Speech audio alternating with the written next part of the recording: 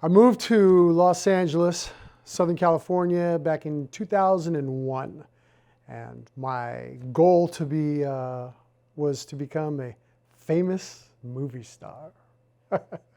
I had no idea what I was getting into. As a matter of fact, I'm glad I didn't know how difficult it was, or else I probably wouldn't have made the move. But I got here in 2001, not knowing anything about the industry. And so I quickly realized that I needed to get exposed. So I started doing background work and just to get on the set and to kind of figure out, what was what. And I'm glad I did. I met a lot of nice people, a lot of cool people who were kind of in the same boat. But as the months and years went on, the wheat was sifted, and a lot of those people waved the white flag and went to their respective homes, wherever they came from. But for whatever reason, here I am 23 years later, a resident of Southern California. I've built a life here. Well, I moved to LA, Hollywood in 2013, and I did it because I knew that was the time I had to do it. I had just finished college in Madrid, Spain. That's where I grew up. I'd finished college, and I didn't have any big commitments back in my hometown. And I thought, if I don't do it now, I'm never going to do it. So I just went for it, followed my dream. So I moved to Hollywood and Los Angeles back in 2012. At first it was to be a student here, just to improve my English. And then later on, I transitioned to acting. You want to be an actor in LA, you've got to have a life. Get your life in order first. Don't live at the beach. I know the beach is beautiful. I love the beach. I surfed for 30 years. We spent a tremendous amount of time at the beach. But if you live at the beach, guys, it's going to cost you a lot more than living in the city. Okay, so I know it's bougie, but I wouldn't live there. Find out the areas in LA that are reasonable to live in. And I'm not talking about the boonies. I'm not talking about living 2 hours away from LA. There are plenty of areas in Burbank, North Hollywood, Glendale, Pasadena, where you can live comfortably and affordably. But first of all, Angelina Jolie said, you want to be an actor? Get your life in order first. So I don't know what that means for each individual. If you can get a job, a 9-to-5 job, where your boss knows you're an actor and you're going to have to miss some time for auditions and stuff, that's the best of both worlds. So then you have to do what most people in the entertainment business do, and that's be a bartender or a server. And most of them work nights, so your days are free to audition. But then if you get booked on something, you have the challenge of getting off work for the time to work and shoot whatever it is you're doing. I have some my students that are freelance writers, they write. I have some that are freelance editors, they edit. If you can do a job that gives you more flexibility than having a 9-to-5 job, more power to you. That's the best of all the worlds. But if you're going to move to LA and you don't have about $50,000 in the bank, I wouldn't move. I used to say 25, but I have a former actor student who is now a big casting director who, when she first moved out here several years ago, called me up and said, don't tell people 25, tell them 50. And maybe it's more than that now. I don't know. But, be penny wise and pound foolish. Don't get a big fancy place somewhere. Get a place that you can share with someone else. Get a 2-bedroom place, share the place. Have an economical car. Don't live too far from the studios. That's why I say don't live at the beach. Don't live in Santa Clarita. Within 10 minutes of our studio in Burbank is Nickelodeon, Universal, Disney, DreamWorks. You've got all the major studios within 10 minutes of our studio in Burbank. So anywhere you can live within a 5 or 10 mile radius is perfect. It's ideal. And there's some very reasonable places in North Hollywood. Burbank's a little pricey because all the studios are here. and everybody wants to live in Burbank. I love Burbank. As an actor alone, I'm one day at a time. I'm doing the next project and then looking for the next opportunity. And for me, the audition is the job. The bonus is if I get the work. Because even when I get the work, as soon as that workday is done, unless of course it's a series, regular or recurring, as soon as that workday is done, I'm unemployed looking for work again. So it's a constant. I can say that in my personal life, where I'd like to be in 5 years is still with my wife, still, keeping the household afloat, still not giving up on my goals, aspirations, and dreams. Whether it be here in Southern California, back home in Northern California, or wherever that may take me. In 5 years, it may seem like a very uninteresting answer, but basically doing the same thing I'm doing now, but more and better. I don't think my life is going to change too much because I love what I do. You always want to work on bigger projects, make more money, improve as an actor, get more fulfilled. But at the end of the day, I'm already doing what I'm supposed to be doing. Now, do I get paid full-time all the time? Absolutely not. I don't know any actor who does. But I am a full-time actor in the regards of I am in class every week. Any extra finances I have go towards either new lighting or self-tape material, wardrobe, self-care things in order to help me, assist me for that next opportunity, right? For that next job. So yeah, I am a full-time actor.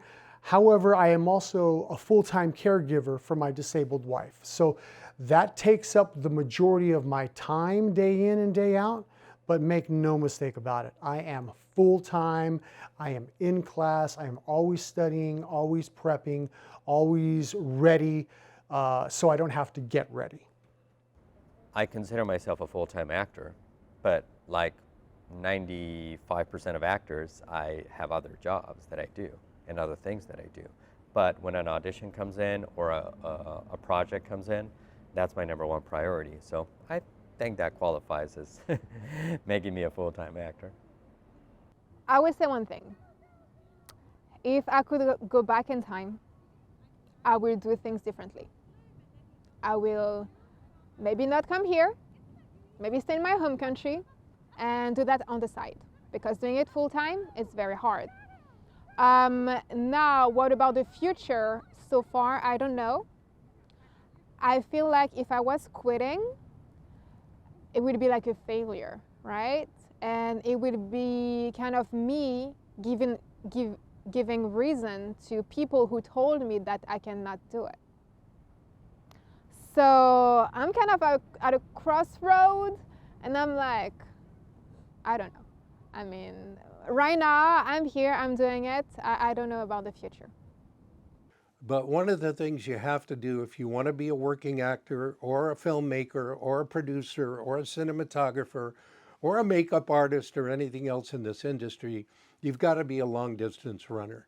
You cannot be a sprinter. If you're a sprinter, please stay home. Please. Don't even get on the bus or plane and come out here.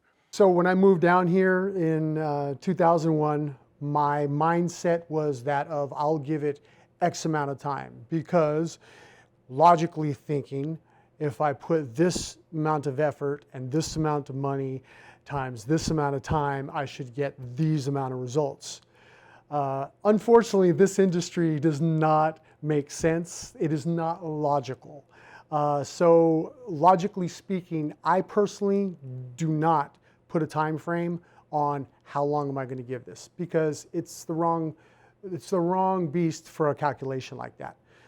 Again, I live one day at a time, and as long as I still have the passion and the desire, and I'm still connected with a manager who believes in my skills, and I still have the opportunities, I'm going to go for it. You know, I forget who it was, but they said that they were an overnight success after 20 years.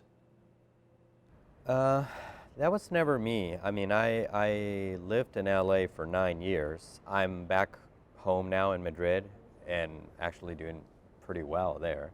Um, but this attitude of test the waters and see, it doesn't seem like they're fully committed. I don't know. I can see the value of giving yourself a deadline if you're going to go full force, pedal to the metal. But if you just think passively things are going to come to you, I don't think that's the right attitude. So when I first moved down here to Los Angeles, I was doing workshops, just the random workshops that I was finding, and then I got hooked up with the Beverly Hills Playhouse, and I started training there. Trained there for about a year and a half, and it was just fantastic. It took everything to a total different level. Fast forward throughout the years, several classes and courses regarding comedy, regarding commercial, on camera, and currently for the past, I'd say 4 years, I've been studying with John Swanbeck, doing a cinematic jam session, bringing my Meisner techniques and whatnot, and introducing it to the world of the camera, and studying what the camera wants and what the camera's looking for, and paying a lot of attention to that, not necessarily focusing on connecting with the other actor, making sure that the camera is connecting with me, because behind the camera is the audience, and it's all about them. It's all about the audience. Yeah, so when I first started acting, like a lot of actors, I guess, I did the typical play in school and started to get hooked. But back in Madrid, I got accepted into what was called a Municipal School of Dramatic Arts. So it was a full 3-year program with, we had verse, we had movement, we had all kinds of things. And then I started doing a lot of improv. And when I came to LA, I started with some teachers like Larry Moss, Howard Fine, Playhouse West, more improv at UCB, commercials, Killian. So I would say it was a pretty well-rounded training. So I went to a few different things. I went to Gloria Gifford Conservatory. Gloria Gifford is actually a very well-known person. She did the franchise Halloween. Sorry. She was one of the actresses in there. I went to Playhouse West, which helped me tremendously with my acting. And I went to UCLA Extension, and I did the acting certificate over there. So when I first started this journey, ego thrust me into the mindset that I was going to be the leading man. And you know, I've just found out through time and through experience that my best fit is that of a character actor. That's just what I gravitate to. I feel so skilled and so comfortable sitting in as a character. And so yeah, and there is nothing wrong with being a character actor. There's nothing wrong with being a lead actor. I think the key is to become a working actor. I think that's all of our goals. So whatever they want to cast me in, but I see myself as a character actor. TV shows and movies to me are more interesting when what would be traditionally considered as character actors are the leads. So if you think of Breaking Bad, for example, how many years ago would you have seen a 50-some-year-old be the leading character? And he was. So I've done both, and I want to continue to do both, so both. I think I'm more the leading type. I feel like actors have like a certain look. Although I do have a certain look myself. I do think that I'm more like the leading type, yes. You know, I ask people all the time, do you know who Danny Houston is? Or do you know who Paul Guilfoyle is? Or do you know who Vincent D'Onofrio is? And most people don't. And these guys have been working nonstop for over 40 years. You know, yeah, they know all the big names, but they don't know all the supporting actors that make the other actors look good. Go ahead, be one of those actors. You know, James Gandolfini Gandolfini was one of those actors for a long, long, long time till he got The Sopranos. And his breakout film was True Romance with Christian Slater and Patricia Arquette. One of the most violent beating scenes I've ever seen in my life, but boy, it just kicked him up the charts. So, you know, we all have to start somewhere. If you ask 100,000 actors in LA or bartenders or servers, because that's where most of the actors are working, and we need them, so keep up the good work. If you ask them, do you want to be a working actor or a star? They would all say star. I don't know what that means. I don't know what being a star means. I was a TV star for about 5 years. It gets in the way of your life. You can't go anywhere. You can't do anything. You can't get on a plane. You know, you think Oprah Winfrey wanted to buy a multi-million-dollar jet and travel privately for, I don't know, $37,000 an hour or whatever it is. It's ridiculous. No, she couldn't travel publicly anymore, so she had to buy her own plane. So working actor is the key. So for me, it's very, very important to scratch that creative itch. And primarily, I would love to do it just in the acting realm. But when the acting is not happening, when the auditions aren't coming, I get creative in other areas. Luckily for me is right now I just finished up a commercial shoot. I've got several self-tapes that I've got on board. As a matter of fact, I'm going to be doing one in about 10 minutes. So I'm always being creative there. I'm always in class every week, and I write my own scenes for class to get into that. I like to put words to paper to kind of, it's a therapeutic thing for me. So over the past year or so, I've put music to those lyrics and I've gotten creative that way. I just finished directing, producing, and acting in my own, my first short film. It's called Lucky Lopez, and it is in the festivals this year. And so I'm excited about that. And yeah, it's just about, you know, staying busy and whatever opportunities come my way, and however they pan out, they're all a success, because if the goal is for me to be creative and to stay busy, then I've achieved it. So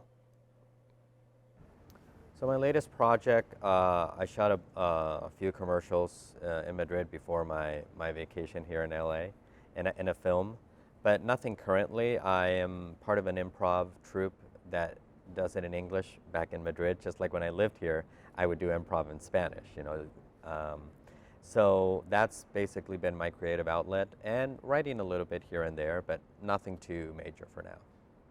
I am, for now, just training, I would say. I feel like I am taking stuff as they come. For example, out of nowhere, a person that I talked to only one time back in 2019 offered me a role in his movie, and we shot last Wednesday. So 4 years after, well, we only talked one time. So yeah, I'm taking roles as they come. I think that there are more outlets today than there ever have been. And so when I first started acting in LA, there were 6 outlets. There was ABC, NBC, CBS, KTTV 11, and KTLA 5, and Educational Broadcasting Channel. That's all there was. Now there are thousands of outlets. So now's the best time to be an actor because of those outlets. I have been told that my casting, my wheelhouse is that of blue collar, and you can take that in a lot of different ways. I have success at being a detective, as well as being, a mob guy. I'm of Italian descent, so I usually gravitate towards, the wise guy type of stuff, Pacino, De Niro, Pesci, stuff like that, all right? But at the same time, I really, one of my favorite shows right now is Chicago PD, and I'm really into something gritty like that. And the character is the character regardless of what profession, if they're a mob guy or they're a cop, right? So I like something gritty, like that. At the same time, you know, I like to be the dad on the commercials, or anything like that. But mostly blue collar, kind of in the middle ground there. You know what? One of my goals, and I've been saying that for many years, is to play the lead in one of those movies inspired by Nicholas Sparks' novels. It's Nicholas Sparks. I don't know if you're aware of him. He does a lot of romance stuff, and I'm very into romance. So I would love to play a lead in one of those. A lot of commercials, mainly. Sometimes I have 5 or 6 commercial auditions a week. And whenever I can, I might get an episodic audition, an indie film audition, and things like that. I want to start auditioning more for theater, but that hasn't been the case lately. If you love acting, I support you, but I would say do not quit your full-time job. Do that on the side as a passion. I feel like it's way more rewarding to do so, and you will be maybe less stressed if you do that, because I am very stressed doing it full-time, right? So, and again, if I could, I would do it all over again and keep my work as an insurance broker, and do that on the side as a passion. So what I would say, if I had to give some type of advice to someone, is similar to what I was saying earlier. Know your type, your brand, know that this is a business and where you fit in. And you should probably know that the days of thinking solely as an actor are probably over. You're probably going to have to write and produce or direct or get together with people that do it. So you're creating your own opportunities. And I would say that whatever day job you have, if you work in a restaurant or whatever it is you do to make extra income, you're probably going to have to do that longer than you think you're going to. So make sure it's something you enjoy. Because if you don't enjoy your life, it could be miserable being an actor. But if you enjoy it, it can be wonderful. So if there's anything that I could leave here, I'd like to say that, you know, I never would have done this if I knew how difficult it was going to be. This is not for the faint of heart. As an actor, I knock and pound and beg at that door to be rejected multiple times a day. Hey, it's me. Reject me. Okay, good. Next door. Pound, hey, shaking the window, trying to get in. And I continue to do it. It is difficult, but the payoff, the reward is so amazing. It's so exhilarating.